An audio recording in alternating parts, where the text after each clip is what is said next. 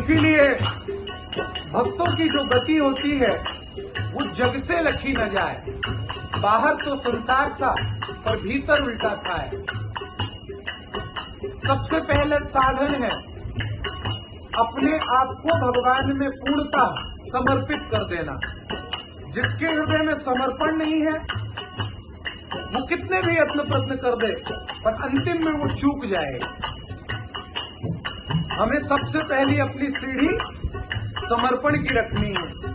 देने वाले श्याम प्रभु को धन और दौलत क्या मांगे।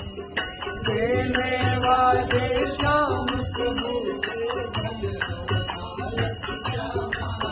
को श्याम प्रभु से मांगे फिर तो नाम और इज्जत क्या मांगे।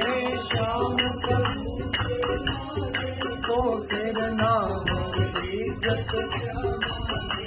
मेरे जीवन में अब कर दे हो,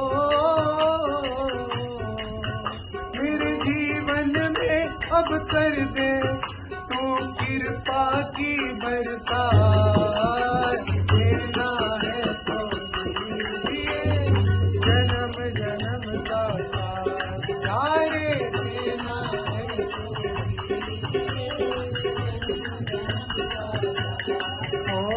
जन्म जन्म का साथ प्यारे। जन्म जन्म का साथ, जन्म जन्म का साथ प्यारे।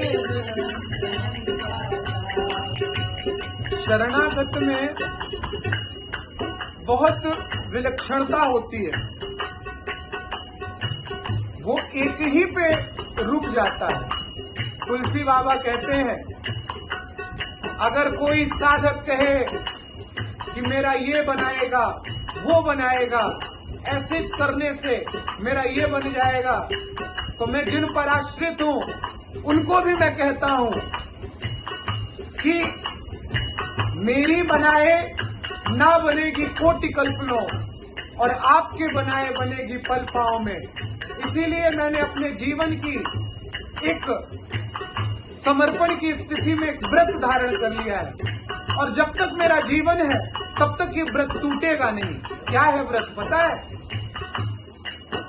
ओ बने तो रघुवर ते बने बिगड़ों से भरपूर। सभी लोग तो रघुवर से बने बिगड़ों से भरपूर। जो तुलसी औरन से बने तो सावन में धो। जो तुलसी औरन से बने उसके अंदर क्या स्थिति रहती है? मीरा जी की तरह। मीरा जी करताल लेकर के क्या नृत्य करते हुए कहती हैं? मेरे तो गोपाल है दूसरों ना कोई। मेरे तो गोपाल है दूसरों ना कोई। उनके अंदर ये बात दृढ़ता से बैठ गई है कि होंगे संसार में किसी के कोई करने वाले, धरने वाले, बनाने वाले, और मेरे माई बाप यही दो उठाई आकर कृष्ण और राम मेरे यही है। वो कहती है कि मेरी गली में दूसरे को प्रवेश नहीं है। मैं आधा पाव किसी और के प्रेम में समर्पित रहूं, आधा किसी और के, तो ऐसा नहीं होगा। जब मांग रहे तो किसी और की पूजा, सावन रहे तो किसी और की पूजा, ऐसी स्थिति नहीं होगी। मेरे जीवन में एकमात्र वही दिखाई देंगे सर्वत्र। जित देखूं तित श्याम में, जित देखूं तित श्याम, जित देखूं तित श्याम में, जित देखूं तित श्याम। मेरे गुरुदेव भगवान कहते हैं शुरुआत में जब पढ़ाई करता है साधक तो सब प्रकार की पढ़ाई करता है, पर एक बात समझो, क्या हमेशा सब प्रकार की थोड़ी करता है। 10वीं के बाद जब 11वीं में पहुंचता है तो एक ही सब्जेक्ट लेता है कि नहीं। ऐसे जब भक्त शुरुआत करता है तो वो समर्पण रखता है, प्रेम रखता है, पर उत्कट हो जाता है एक लक्ष्य पे पहुंचने के बाद, एक स्थिति के पहुंचने के बाद वो एक को ही अपना जीवन सर्वस्व मान लेता है। समझ रहे? जिसने साइंस ली है तो वो साइंस के विषय में ही पढ़ेगा, हाँ।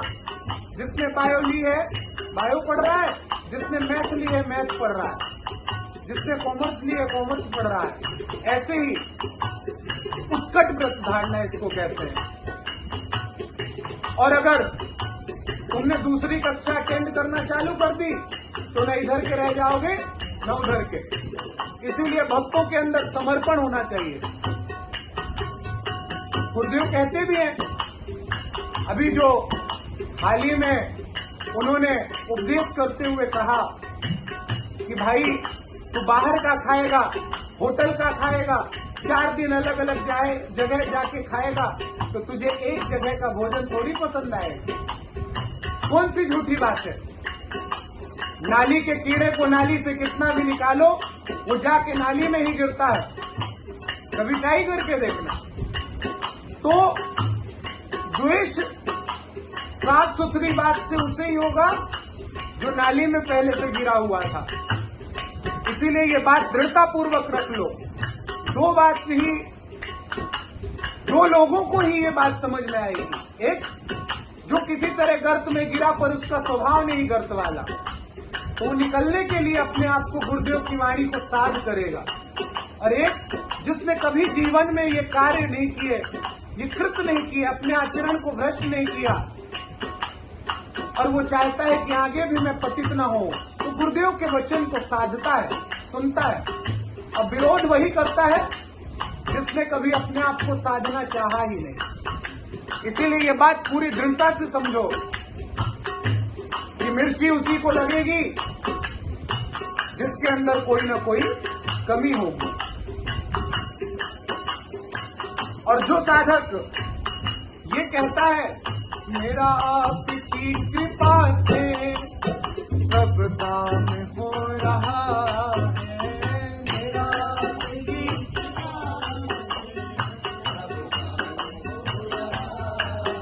हाँ करते हो तुम कन्हैया, करते हो तुम कन्हैया, मेरा नाम हो रहा है, मेरा आपकी कृपा से सब काम हो रहा है, मेरा आपकी